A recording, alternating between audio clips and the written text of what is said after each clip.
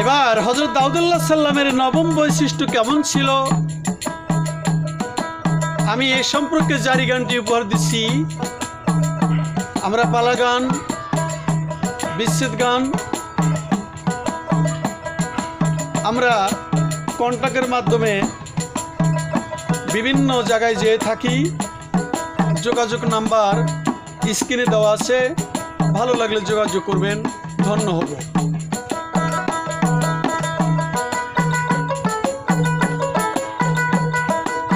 সদা সর্বদা আল্লাহর জিকির যায় করিয়া, দাউদ পয়গম্বর জিকির যায় তো করিয়া, জিকিরে নিমগ্ন দাউদ পয়গম্বর থাকতো, জিকিরে নিমগ্ন জব্বুর তেলাওয়াত করিত, তাই তো আল্লাহর প্রেমে হইছে দেওয়ানা।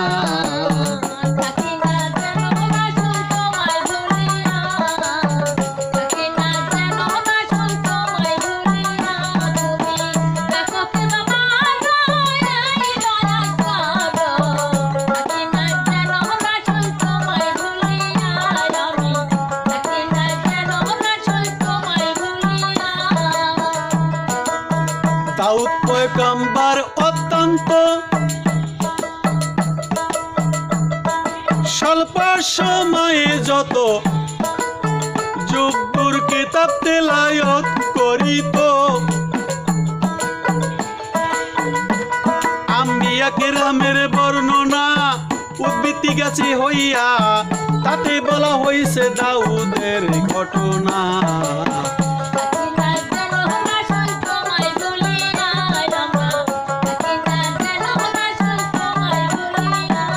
হযরত দাউদুল্লাহ সাল্লাম ঘোড়ার পৃষ্ঠপুরি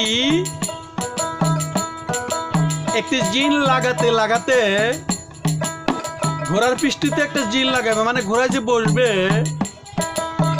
এই লাগাতে ঘোড়ার পৃষ্ঠটা দেওয়ার মাধ্যমে জব্বুরকে কোরআনটা খতম করতেন তিনি।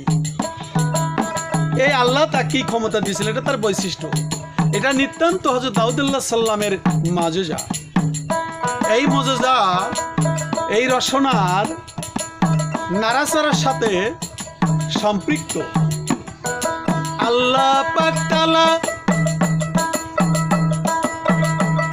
তার জবর তেলাওয়াতের বর্ণনা দীর্ঘ সময়কে এইভাবে যাইয়া তেলাওয়াত করতে সক্ষম দাউদ যখন তা সামান্য সময় শেষ করিয়া।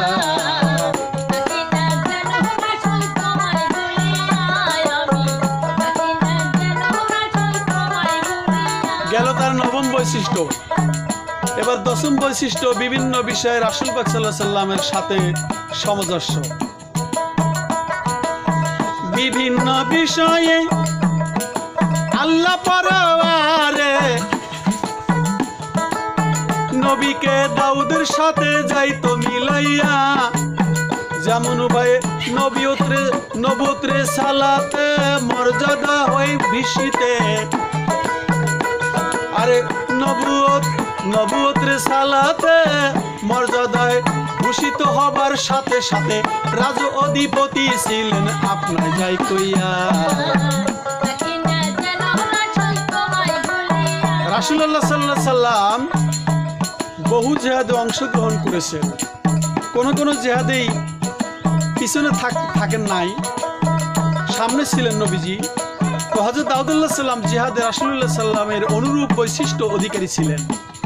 তাই হাদিস শরীফে বলা হয়েছে হযরত দাউদুল্লাহ সাল্লাম শত্রু পক্ষের মুখোমুখি হলে পিছনে হেঁটে আসতো না। ইরাক, সিরিয়া, জর্দান, ফিলিস্তিনি সহ আরবের বিরাট এলাকায় হযরত দাউদুল্লাহ সাল্লামের শাসনাধীন ছিলেন। তেমনি রাসূল পাক সাল্লাল্লাহু আলাইহি সাল্লাম সম্পর্কেও কোরআনে বলে গেছে। এবার হযরত দাউদুল্লাহ সাল্লাম আল্লাহ পাক তাকে পরীক্ষা করেছিলেন। আল্লাহ পরওয়ারে তার প্রতি কত অধিকার বিনয় ছিলে, এ বিষয়ে তাকে অধিক পরীক্ষা করে তিনি এমন অবস্থায় গ্রহণ করিতে যায় দিন রাতে 24 ঘন্টা পরিবারে।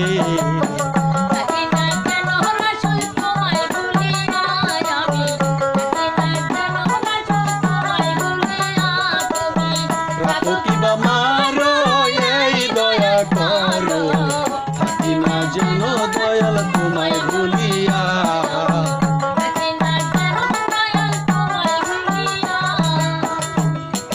হযরত দাউদ আলাইহিস সালাম আল্লাহ তাআলা তার প্রতি মাওলার প্রতি অত্যধিক বিনয় ছিলেন। এ বিষয়ে তাকে অত্যাধিক ইবাদতমুখী করে তোলে। তিনি এমন অবস্থায় গ্রহণ করেন যাতে দিন রাতে 24 ঘন্টা যেন নিজ পরিবারে কেউ না কেউ আল্লাহর ইবাদতে নিয়োজিত থাকে। তো এই নিয়মের অধীনে হযরত দাউদ আলাইহিস সালাম ইবাদতে নিয়োজিত থাকতেন। এই সময় কোনো আগন্তুক যেন ইবাদতে বিঘ্ন সৃষ্টি না করতে পারে তার জন্য ইবাদত খানার দরজায় বন্ধ করে দিতেন। কিন্তু এতটা সত্ত্বেও একদিন ইবাদত খানায় তিনি 2 আগন্তুককে দেখতে পেলেন। তারা দেয়াল টপকে দাউদ পয়গম্বর ইবাদত খানায় প্রবেশ করে। তাদেরকে দেখে মানবীয় দুর্বল হেতু দেখিয়া তিনি মনে মনে ভীতু হইলেন। সেখানে তার ভাবনা এদের তো দেখি না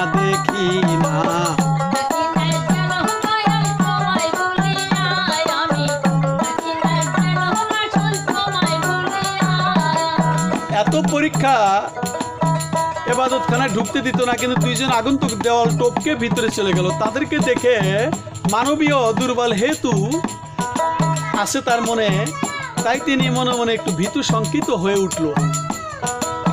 দাউদ আলাইহিস সালামের ভাবনা এদের তো এখানে উপনীত হবার কথা নয়, তবু এরা এলো কিভাবে? দাউদ আলাইহিস সালাম ব্যাপারটা সন্দেহের চোখে দেখতে লাগলেন। কেননা অস্বাভাবিক কিভাবে কারো গৃহে প্রবেশ কোনো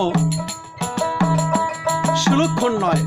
তাই তিনি আগন্তুক 2 জনকে প্রথমেই কিছু না বলে তাদের কার্যক্রম বলেছিলেন।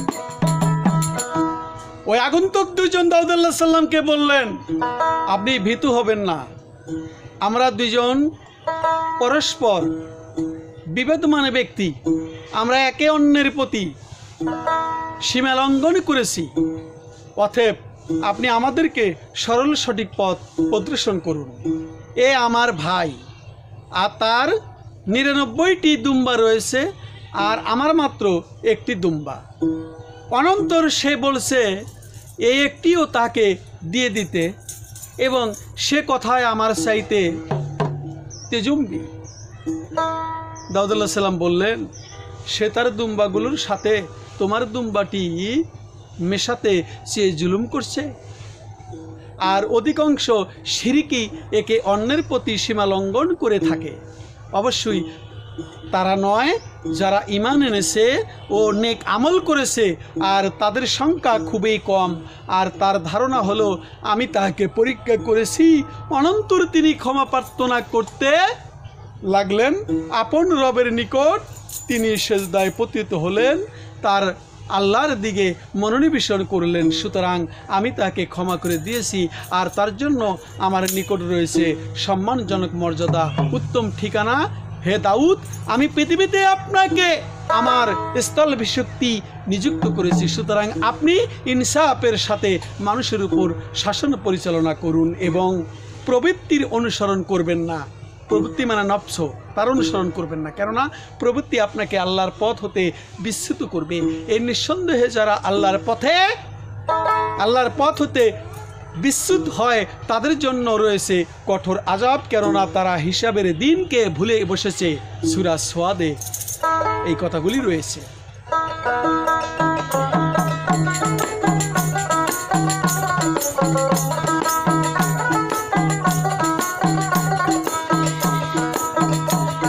তয় যুগ আগন্তকের মাধ্যমে আল্লাহ দাউদ পয়গম্বরকে পরীক্ষা করেছেন ওই কোরআনে। পরীক্ষার বিস্তারিত বিবরণ পর্যাপ্ত নাই এই সংক্ষিপ্ত বর্ণনা কেন্দ্র করিয়া।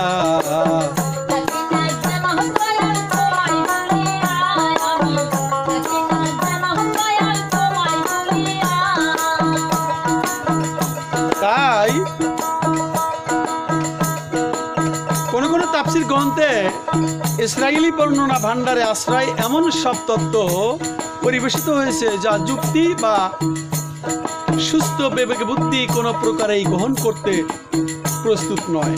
হযরত দাউদ আলাইহিস সালাম তার কর্মসূচি 4 দিনে বন্টন করে একদিন নিরঙ্কুশভাবে আল্লাহর ইবাদতের জন্য, একদিন মোকদ্দমা সমূহের বিচারের জন্য, একদিন ব্যক্তিগত কাজের জন্য এবং একদিন বনী ইসরায়েলের হেদায়েতের জন্য নির্দিষ্ট করে রেখেছিলেন।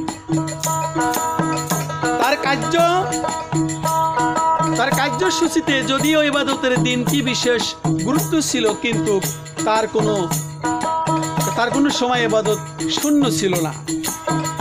যেদিন ইবাদতের জন্য তিনি নির্দিষ্ট ছিল সেই দিনে বনী ইসরায়েলের সাথে তার সম্পর্ক বিচ্ছিন্ন থাকত।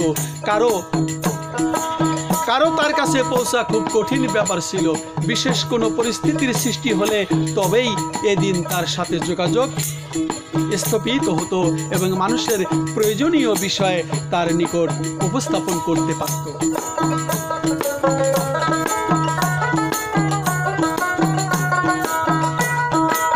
জীবনে শৃঙ্খলা বিধিবিধান লইয়া কর্ম বন্টনে দৃষ্টি কারণে দাউদ আলাইহিস সালামের ব্যবস্থা সর্বদিকে যাইয়া প্রশংসা ছিল, খোদার ছিল দেওয়ানা।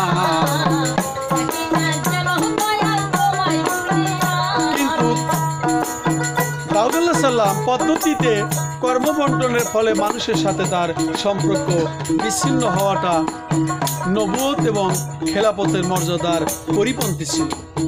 এটা একজন নিরুপদ সংকল্পে অটল নবী এবং আল্লাহর খলিফা পদে অভিষিক্তি ব্যক্তির জন্য শোভনীয় ছিল না। কেননা আল্লাহ তাআলা তাকে গৃহকোণবাসী, সংসার অভিমুখ, আবেদ এবং রিজাজত সাধনকারী মর্যাদায় ভূষিত করেছিলেন। তাই নবুয়ত খেলাফতের মর্যাদায় ভূষিত করিয়া মানুষ দিন দুনিয়ার সর্বপ্রকারের সেবা।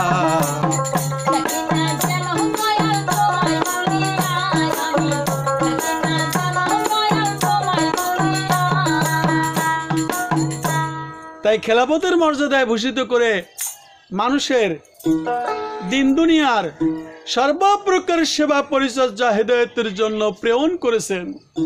তাই তার জীবনের সবচাইতে বড় দায়িত্ব ছিল মানুষকে হেদায়েত ও তাদের সেবা পরিচর্যা ইবাদতের আধিক্য নয়, আল্লাহ তাআলার কর্মবন্টন পদ্ধতিতে খতম করে দিতে উল্লিখিত ঘটনার মাধ্যমে তাকে পরীক্ষায় নিবেদিত করলেন আল্লাহ পাক। এই ঘটনা কোরআনে বিস্তৃত কোনো আলোচনা উপস্থাপন করেন নাই, কেননা বিবেকে বুদ্ধিতে তা স্বাভাবিকভাবেই এসে যায় যে দাউদ আলাইহিস সালামের সিদ্ধান্ত নিঃসন্দেহেও সত্যশ্রয়ী হবে। তাই কোরআনে ঘটনার সেই দিকটি সুস্পষ্ট করে তুলে ধরেছেন যে হেদায়েত সম্পর্কিত এই ঘটনাগুলি, আর তা হচ্ছে দুর্বলের প্রতি সবলের জুলুম, অন্যায় বিবেচনা প্রসূত বলে ঘোষণা করা। এই অভিযোগ দুইজনের অভিযোগে মীমাংসা শেষে তিনি পরীক্ষায় নিবেদিত হবার কারণ সম্পর্কে ভাবতে লাগলেন। ভাবনা চিন্তার ফলস্বরূপ প্রকৃত ব্যাপার হৃদয় অঙ্গম করে সেজদায় পতিত হয়ে আল্লাহ তাআলার নিকট ক্ষমা প্রার্থনা করতে থাকেন। আল্লাহ তাআলা প্রার্থনা কবুল করে বললেন, আমি আপনাকে পৃথিবীতে আমার প্রতিনিধি রূপে প্রেরণ করেছি, সুতরাং প্রতিনিধিত্বের দায়িত্বে পুরোপুরি আদায় করা আপনার কর্তব্য। আর এটাও লক্ষ্য রাখা বাঞ্ছনীয় যে এক্ষেত্রে ইনসাফ ন্যায়পরায়ণতাই কর্মের ভিত্তি। সুতরাং সঠিক পথ বিচ্যুত হয়ে কোনো প্রকার বাড়তি কমতির পথ অবলম্বন অনুচিত।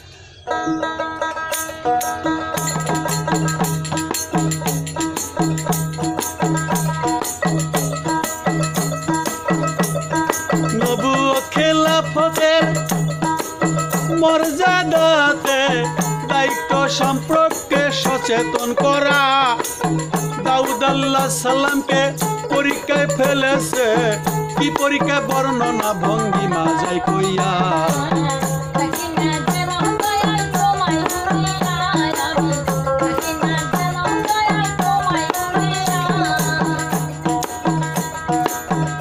হযরত দাউদ পয়গম্বরের পরীক্ষা ঘটনা কেন্দ্র করে ইসরাইলি বর্ণনায় আছে পরে একটি কল্পনা কাহিনী। হাত রইয়া যায় জানি আল্লাহ তাআলার একজন সম্মানী নবীর ভুলিয়া।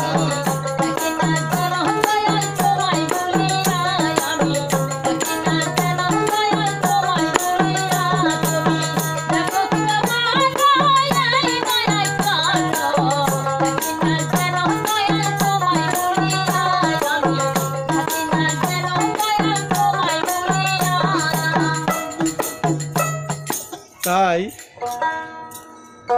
মন গড়া কাহিনীতে বিবিধ হয়েছে। কি কাহিনী বিবিধ হয়েছে? একদিন হযরত দাউদ আলাইহিস সালাম নিজের স্বয়ং কক্ষে ইবাদতে নিমগ্ন। এই সময় কোথা হইতে একটি সুন্দর সুশ্রী কবুতর সে কক্ষে প্রবেশ করল।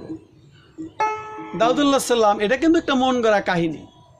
কবুতরটা ধরতে গেলেন দাউদ আলাইহিস সালাম, সেটি দেয়ালে ছিদ্র দিয়ে বের হয়ে চলে গেল। সেটির গতি পথে প্রতি তাকাতে তিনি দেখতে পেলেন, পাখি ধরতে গিয়ে দেখতে পেলেন একজন অপরূপ রূপসী সুন্দরী ললনা গোসল করছেন এক বাড়িতে। দাউদ আলাইহিস সালাম তিনি এই ললনার প্রতি আসক্ত হয়ে পড়লেন। এই ললনা তারই সেনাপতি উরিয়ার স্ত্রী। উরিয়া তখন যুদ্ধে ময়দানে।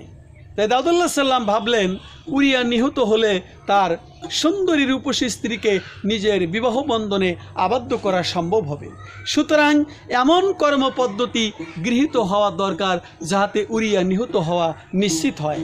তাই নাকি দাউদ আলাইহিস সালাম তিনি যুদ্ধক্ষেত্রে নির্দেশ পাঠালেন যেন উরিয়াকে তাবুতে সাকিনা নামক বরকতময় সিন্দুকের সম্মুখে রেখে যুদ্ধ পরিচালনা করা হয়, অর্থাৎ সামনে রাখা হয়। সেই কালে যুদ্ধ ময়দানে সিন্দুকটি সেনাবাহিনীর অগ্রভাগে রেখেই যুদ্ধ করতে হতো। যে সেনাপতি সিন্দুকটির সামনে থাকতো যুদ্ধে জয়লাভ করা পর্যন্ত তার যুদ্ধ ময়দানেই থাকতে হতো। পালানো বা পিছনে হটে আসা কোনোভাবে সম্ভব ছিল না। হয়তো জয়লাভ অথবা মৃত্যুবরণ, এটাই ছিল তার কারণ। তাই উরিয়াকে নাকি সামনে রাখা হয়েছিল। এই আলোচ্য যুদ্ধে অথবা অন্য কোনো যুদ্ধে উরিয়া মৃত্যুমুখে পতিত হলে দাউদ আলাইহিস সালাম তার বিধবা স্ত্রীকে বিয়ে করেন। এই বিয়ের আগেও তার একাধিক স্ত্রী ছিল। দাউদ আলাইহিস সালামের কাজ আল্লাহ তাআলার খুবই অপছন্দ হয়ে গেল। এর কাহিনীটা মিথ্যা। তাই তিনি দাউদকে সতর্ককরণে উদ্দেশ্যে বাদী বিবাদী বেশে দুই ফেরেশতা প্রেরণ করেছিল। ফেরেশতা দুইজন 99 দুম্বার অধিকারী অন্যজনকে একদা দুম্বা নিয়ে যেতে চাওয়ার অভিযোগ করে তিনি এ ধরনের আচরণ এক দুম্বার মালিককে প্রতি জুলুম বলে সিদ্ধান্ত বলে ফেরেশতাদ্বয় চলে গেল যে এক দুম্বার মালিককে এটা করা সম্ভব নয়। এবার সম্মিলিত ফিরে এলো। ষড়যন্ত্র করে উরিয়ার স্ত্রীকে বিয়ে করে এই ঘটনার মাধ্যমে তাহাকে সমাধান করা হয়েছে। তখন তিনি সেজদায় পতিত হয়ে আল্লাহর দরবারে ক্ষমা প্রার্থনা করলেন। এই ঘটনাটি সম্পূর্ণ বিশ্বাস করা যায় না। একজন নবী কাজ করতে পারে না।